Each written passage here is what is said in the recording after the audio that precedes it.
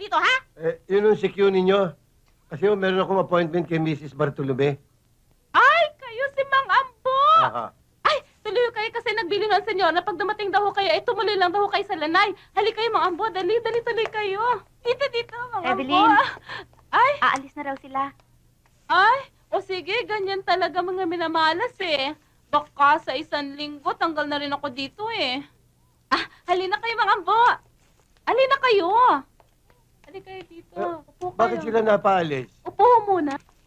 Ba't nga sila natanggal? Eh kasi nga, nasa-sequester yung laging concession ng mag-asawa. Kaya nga ho, isa-isa kami natatanggal dito eh. Tatatlo na lang ho kami.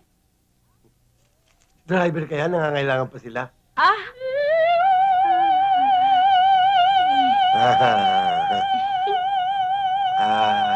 Naku, swerte niyo, Mang Ambo! Swerte ko pa? Oo! Bagang bumaba ngayon si Madam Butterfly. Naku! O sige ho, Mang Ambo, dyan na kayo ha. Hintayin niyo na lang ho ha.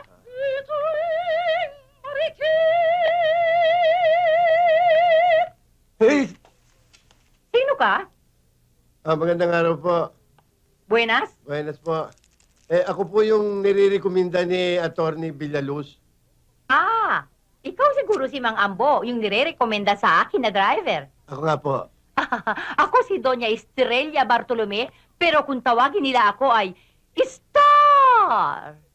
Ay, Si, ibig niyo sabihin kayo yung kumakanta ron kanina ng napakagandang boses? si, ako nga.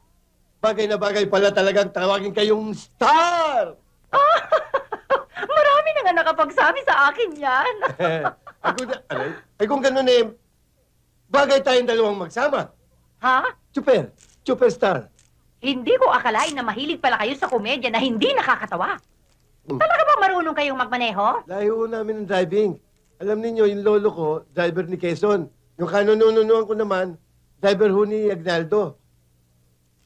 Hindi ko nga ho akalain na dito ako makapagtatrabaho sa isang taong talento at mahilig sa kantahan. Si Mang Ambo naman, gusto ba ninyo ng sandwich, kafe o kaya tsaa? Trabaho na lang ho. Mang Ambo, tanggap na kayo. Salamat po. Sweetheart, sweetheart, sweetheart. Bleh. Will you... Sige, inom lang kayo. Ako ang bahala. Walang problema. Wala tayong beer. Beer pa nga. Bocho, kunin mo yung beer natin. Sige, dali mo. Ha? Asan? Ay, Teng, sandali lang. Teng, halika, inom muna tayo. Naku, may lakad pa ako dun eh. Sa... Pambira naman to, walang pakikisama. Pamisa-misa lang imbitahin, di pa ako mapagbigyan. Halika, inom muna tayo. Kamusta na yung lola mo? Sino lola? Yung may sakit. Okay na yun. Magaling na siya? O pare, liga. Bakit di ka uminom? Bocho! Baso. Huwag na. Beer. Upo ka. Hindi kasi ako umiinom eh. Tulungan ako. Sige, uminom ka. Pasensya na kayo, talagang hindi ako umiinom eh. Kosa. Hindi ka ba taga uminom? Pwes! Konti lang. Talagang turuan. Ha? Sige, kaya mo yan. Diba? Pare. Sige mo pa isa yan. Yan. Oo nga naman.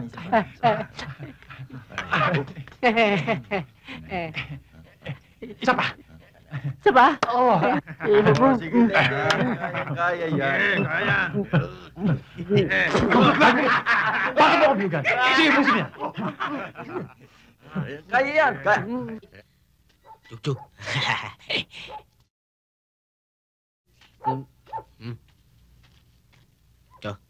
Ito yung bahay ko. Ito. Boss! Boss!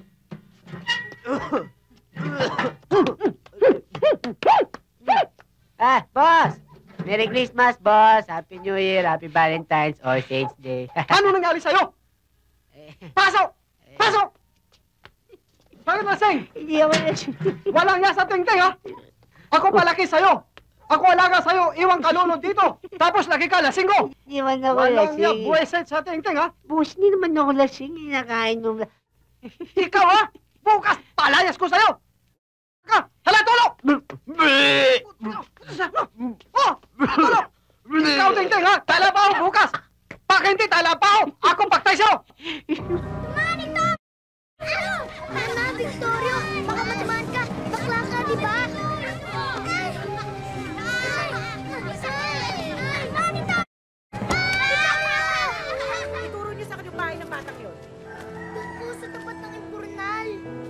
Hoy, teka.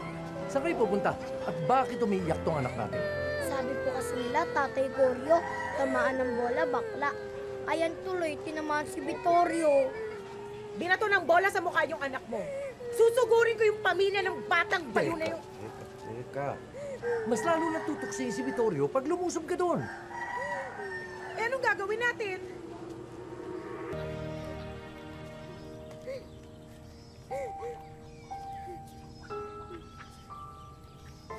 Ba't ka umiiyak? Tay, hindi ko na kaya ang gusto nyo. Hindi ko na kaya magkarate. Hindi ko na kaya maging lalaki. Huwag niyo na akong baguhin. Vittorio, hindi kita binabago. Hindi kita pinatuturuan ng karate para maging lalaki.